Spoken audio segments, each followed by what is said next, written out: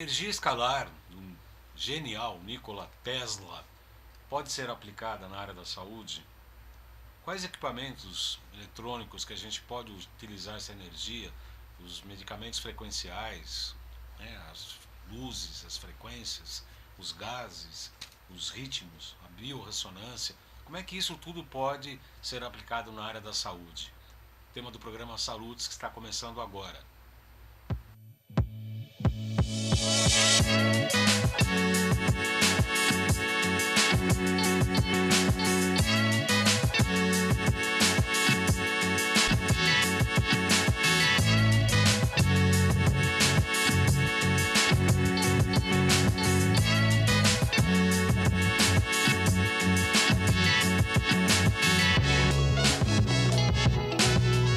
Muito boa noite, o programa Saludes é transmitido todas as sextas-feiras às 18 horas pela Com Brasil Canal 20, Oi TV Canal 28, Sky Canal 28, Claro, Via Embratel Canal 3, Vivo Fibra Canal 239. Todos os programas Saludes ficam depois disponíveis na íntegra e em compactos com os principais momentos em dois canais do YouTube, João Carlos Baldan e Além de Agulhas.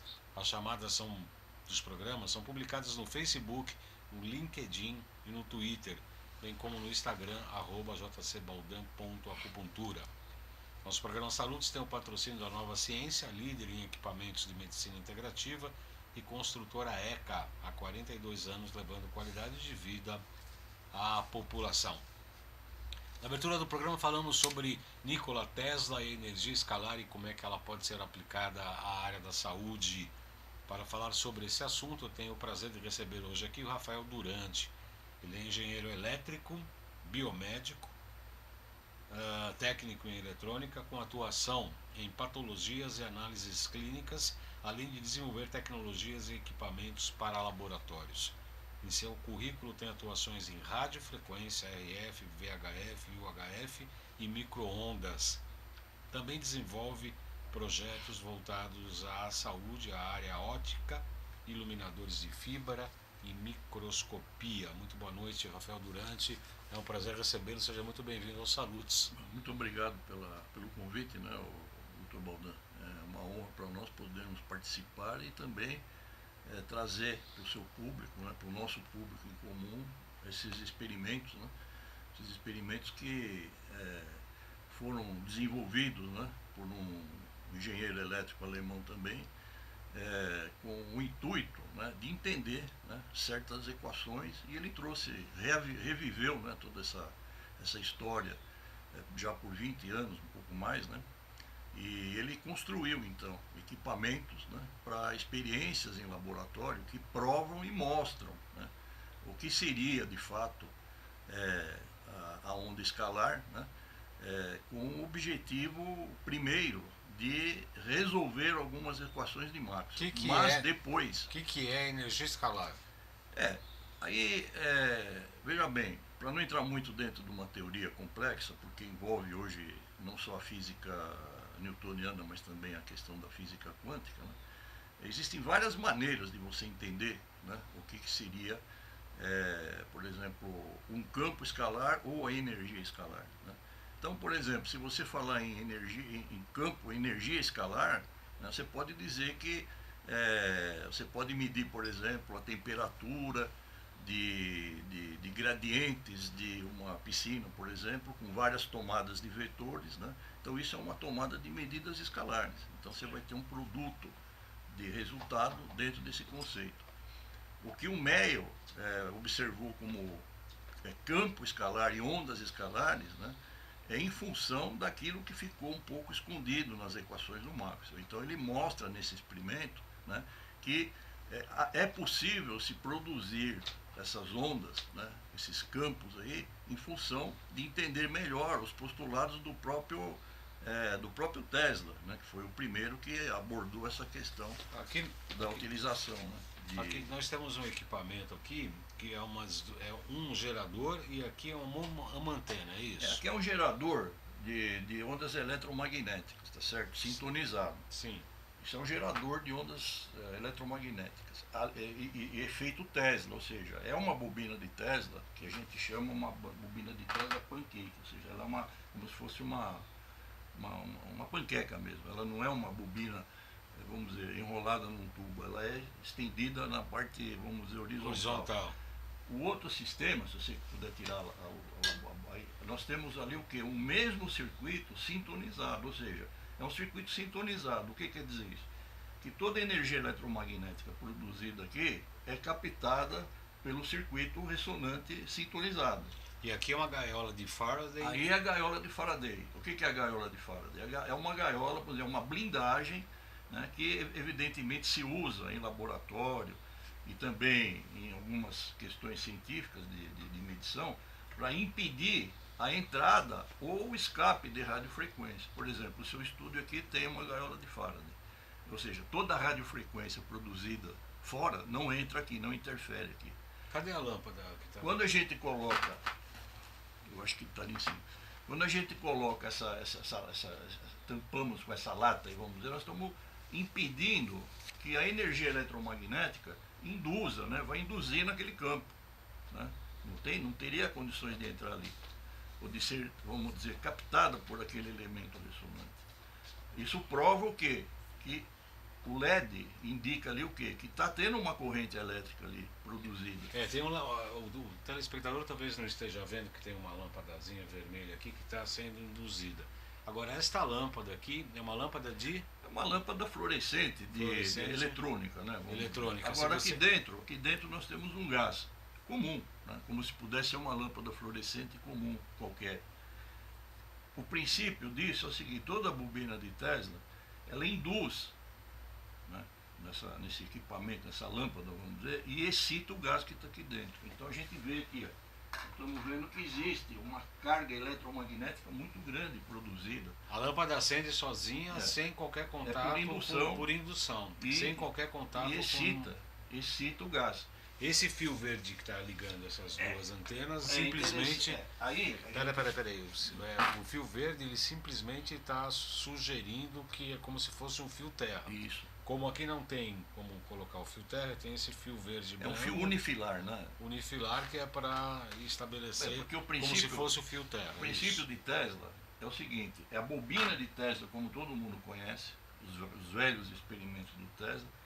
É uma esfera que tem em cima da torre, todo mundo conhece esse experimento, só que a parte de baixo da torre, do gerador, é aterrado, porque ele usava a terra, ou ground, que não é terra, é negativo, e essas esferas usando o éter, ou a atmosfera, a parte da atmosfera ionizável, para transmitir a corrente elétrica. Isso seria possível iluminar uma cidade sem fio?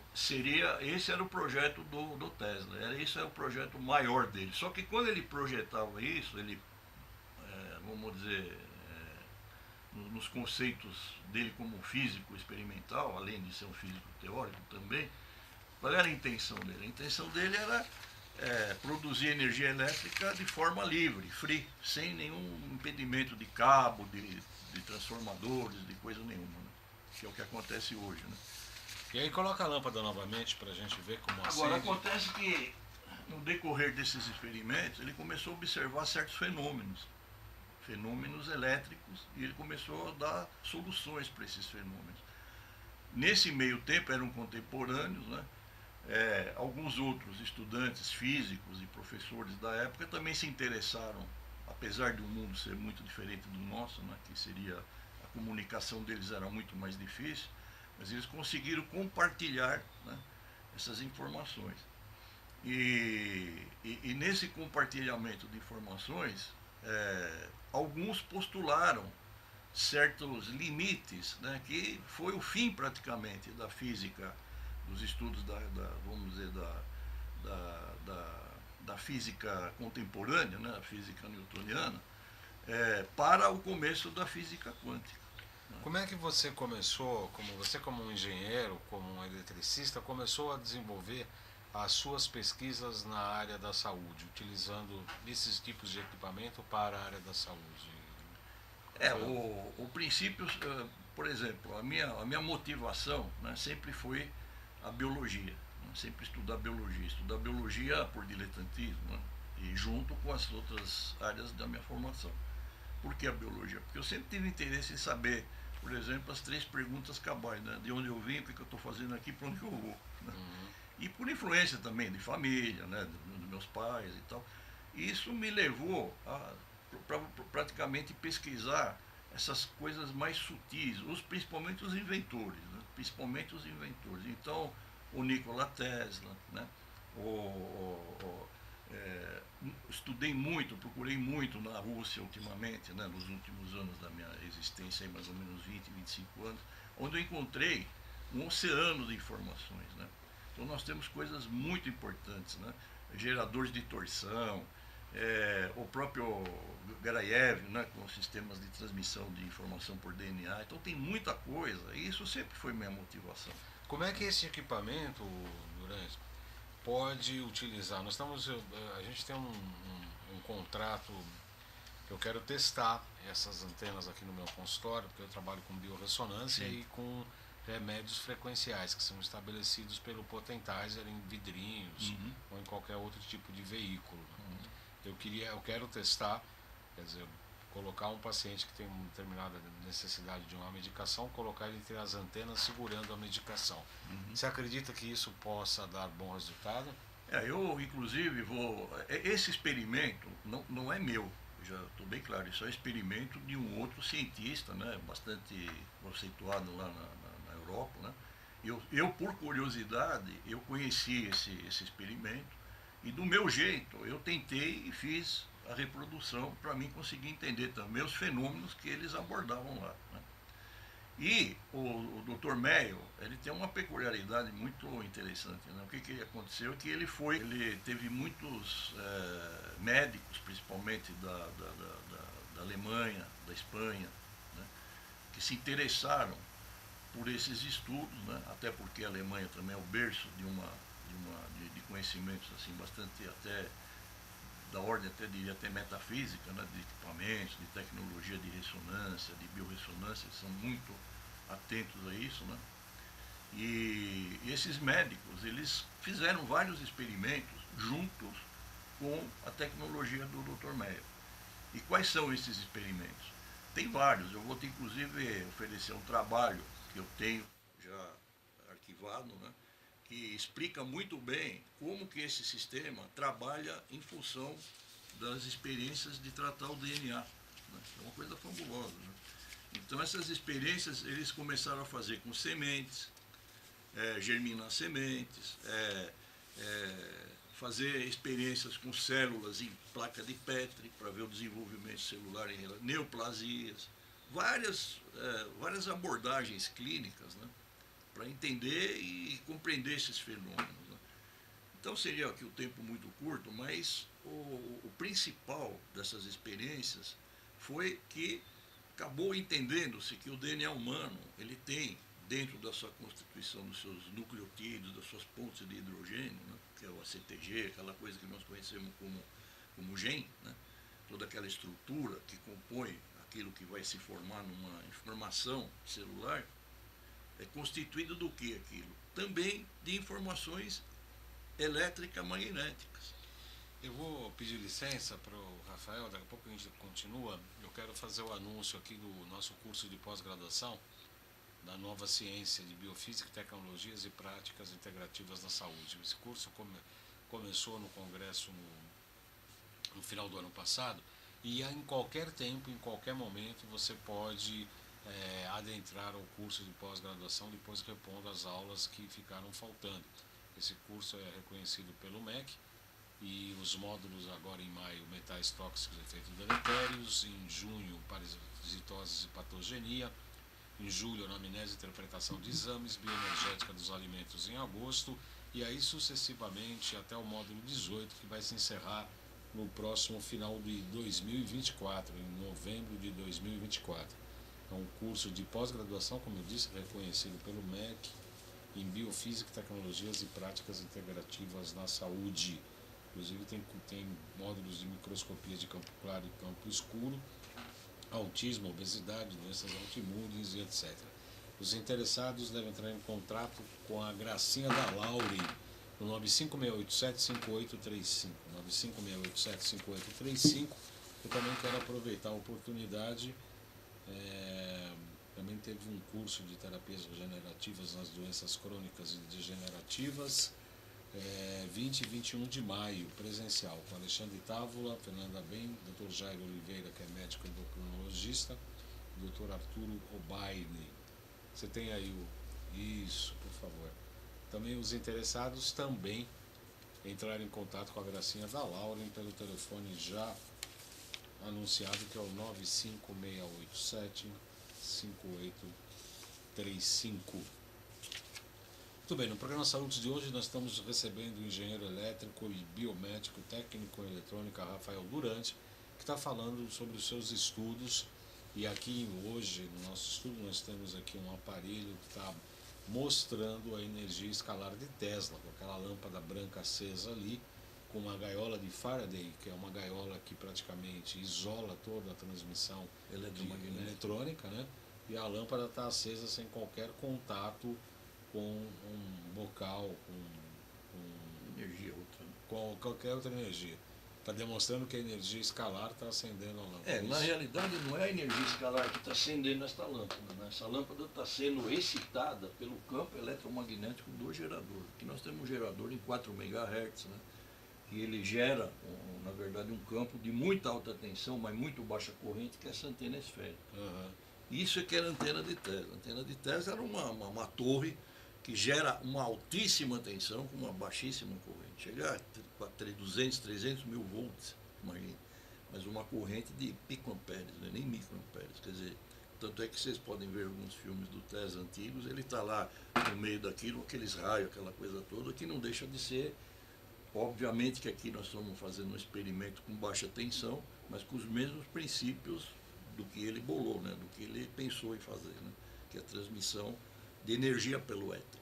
O próprio Meyer tem, depois vou te passar os sites, né? Tem o site dele, tem alguns vídeos, ele tem experimentos, por exemplo, que ele consegue transmitir energia elétrica desse modo para um barco pequeno, numa piscininha, entendeu? Assim, é coisa de 5, 6 metros, quer dizer, é uma coisa inédita, né? Porque prova as grandes ideias do Tesla, né? Que é uma coisa fenomenal, né? Tem mais de 900 patentes no mundo, né? Hoje praticamente todas pertencentes ao Westinghouse, né? Que foi.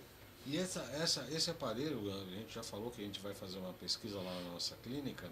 Você acredita que possa ser utilizado amplamente na área da saúde, essas antenas? Olha, é que eu digo, né? Eu volto a dizer, isso é um experimento.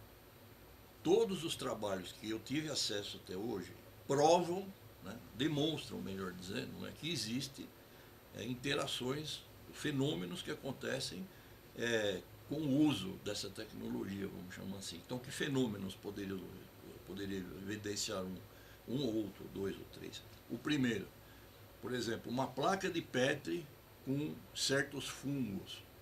Tá? O que é placa de Petri? A placa de Petri é usada em laboratório, é um pirezinho de vidro, onde você vai fazer uma cultura de microbiologia, pode ser fungo, bactéria, gram positiva, gram negativa, não vírus, bactérias e fungo.